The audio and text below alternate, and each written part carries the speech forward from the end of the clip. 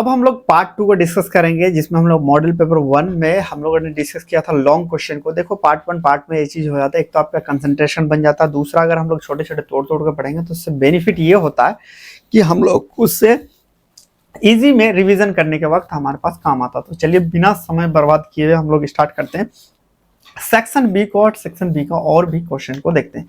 पहला यहाँ पे कह रहा है डिफाइन गुड फार्मेसी प्रैक्टिस। मतलब गुड यहाँ पे बताना आपको गुड फार्मेसी प्रैक्टिस होता क्या।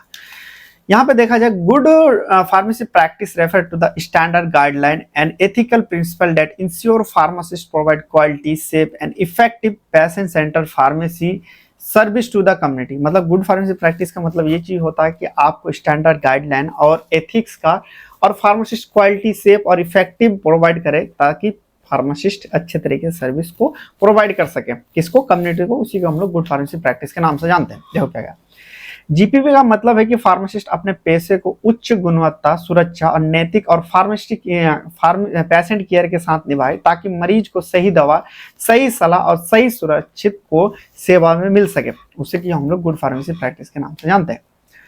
अब नेक्स्ट यहाँ पे क्वेश्चन देखा क्या कह रहा है कि brief explanation superscription and subscription part of prescription.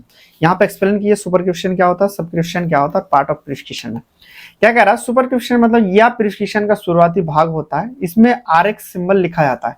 RX का मतलब होता है यू टेक, यानी इसका मतलब होता है फार्मासिस्ट कह रहा है निर्देशन दिया जा रहा है, या प्रिस्क्रिप्शन की फॉर्मल जो है बिगनिंग से दर्शाता है, मतलब कि इसे हम लोग स्टार्टिंग सुपरस्क्रिप्शन से लिखते हैं।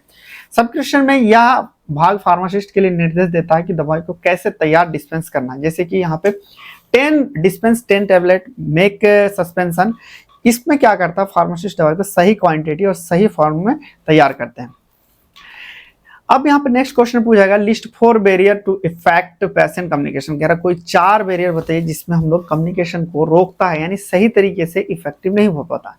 पहला आता हमारे पास लैंग्वेज बैरियर, जिसमें हम लोग पेशेंट और फार्मासिस्ट की भाषा अलग होने के कारण सही जानकारी मुश्किल में पहुंच जाता है, यानी सही तरीके से पहुंच नहीं पाता। फिर आता लैक ऑफ हेल्थ लिटरेसी, मतलब फार्मेसी पेशेंट मेडिकेशन टर्म या फिर हम लोग बात करें डिजीज या मेडिकेशन, जो मेडिसिन की बेसिक अंडरस्टैंडिंग नहीं होती है, लैक ऑफ हेल्थ लिटरेसी। फिर आता है इन्वायरमेंटल बैरियर, नॉइस, भीड़ या प्राइवेसी की कमी की वजह से बिजी फार्मेसी या इम्यूनिटी का प्रभावित करता है।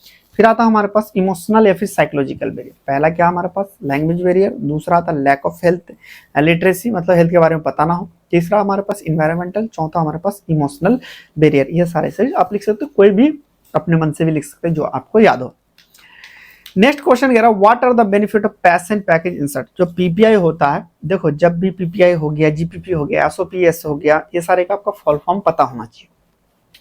कह रहा है जो पेशेंट पैकेज लिफलेट देते हैं उसका फायदा क्या होता है। सबसे पहले देखो इंप्रूव्स पेशेंट अंडरस्टैंडिंग। पहला क्या है, पेशेंट अंडरस्टैंडिंग में इंप्रूव करता है। दवा के यूज, डोज, प्रिकॉशन और साइड इफेक्ट जो होते हैं अगर हम लोग बात करें।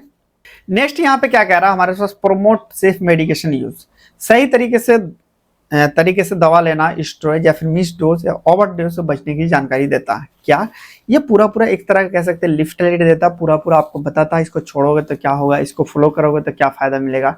इनहांस पेशेंट कंप्लेंट्स करता है, प्रोवाइड इसेंशियल वार्निंग इंफॉर्मेशन करता है, सपोर्ट करता है सेल्फ केयर और अवेयरनेस में। ये सारे किसका, पीपीआई का बेनिफिट होता है।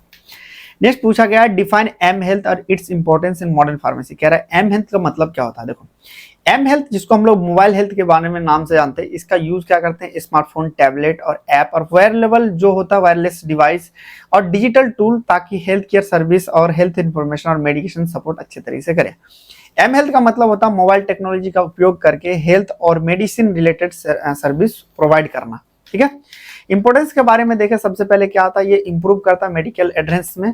फिर आता है यहाँ पे इनहांस करता है पेशेंट काउंसलिंग में। फिर आता बात करें बेटर क्रोनिक डिजीज मैनेजमेंट फायदा देता है, क्विक एक्सेस ड्रग इन्फॉर्मेशन करता है। फिर अगर हम लोग बात करें टेली फार्मेसी सर्विस देता है।